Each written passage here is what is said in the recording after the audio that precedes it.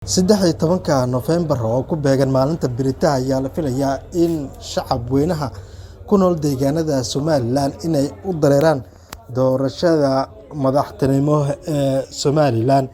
iyadoona la soo gabagabeeyay dhawaan ololaha kambeynka oo ay sameynayeen wadani UCID iyo xisbiga xilligan talada haya ee Kulmiye, waxaana si aad ah loo adkeeyay amniga guud ee magaalooyinka waaweyn ee Somalilan, iyadoona la diyaariyay sanduuqyada codbixiyayaasha ay ku ridi lahaayeen warqadahooda ay ugu codeynayaan hadba mas'uulka ay doonayaan.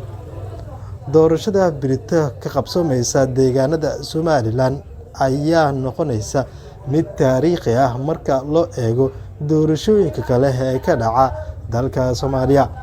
waxaana si aad ah u bogaadinaya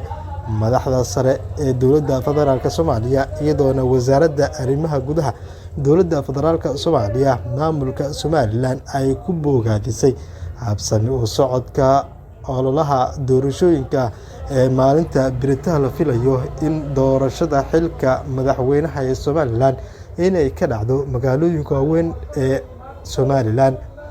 Magaalada Hargeysa ee xarunta u ah Somalilan ayaa zaxmad aad u weyn laga dareemayaa, iyadoona goobaha bulshada ay isugu yimaadaan ee magaalooyinkaasi si aad ah looga dareemayo arrimaha doorashooyinka Somalilan, iyadoona waqti hore shacabku lagu wargeliyay in ay gaaraan goobaha codbixinta si waqti hore loo soo gabagabeeyo arrimaha doorashooyinka ee madaxweynaha ee Somalilan.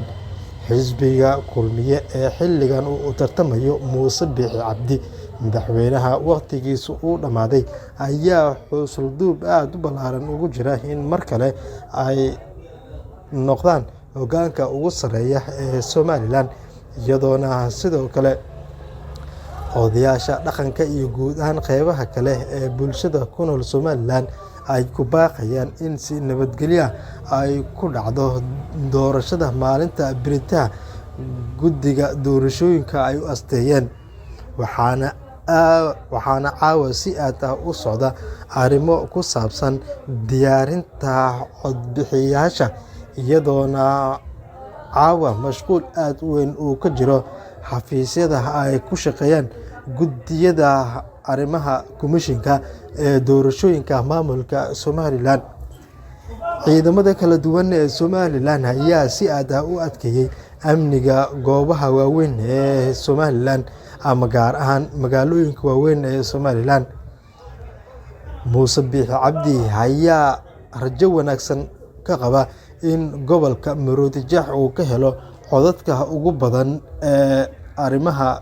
doorashooyinka ama codbixiyayaasha, islamarkaana uu ku tashanayo, halka Cabdiraxmaan Ciro isna taageero aad u weyn uu ka haysto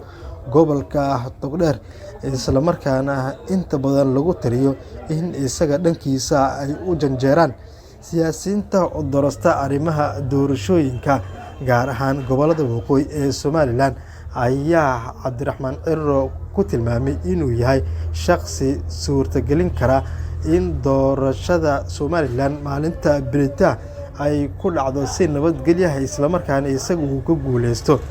iyadoona sidoo kale siyaasiyiinta qaarkoodna ay sheegayaan in xisbiga Kulmiye ee talada haya uu adeegsaday lacago aad u fara badan, islamarkaana suurtagal ka dhigi karta in Muuse Biixi Cabdi uu ku shubto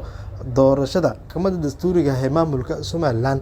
ayaa ku wargelisay mas'uuliyiinta u tartamaysa xilka madaxweynaha in ay u hoggaansamaan shuruucda maamulka Somalilan si doorasho nabadgelyo ah ay kaga dhacdo magaalooyinka waaweyn ee Somalilan. Taliyayaasha amniga ee Somalilan ayaa dhankooda lagu wargeliyay inaysan ku milmin arrimaha doorashooyinka, islamarkaana ay la socdaan habsami u socodka doorashooyinka, islamarkaana ay la shaqeeyaan guddiyada.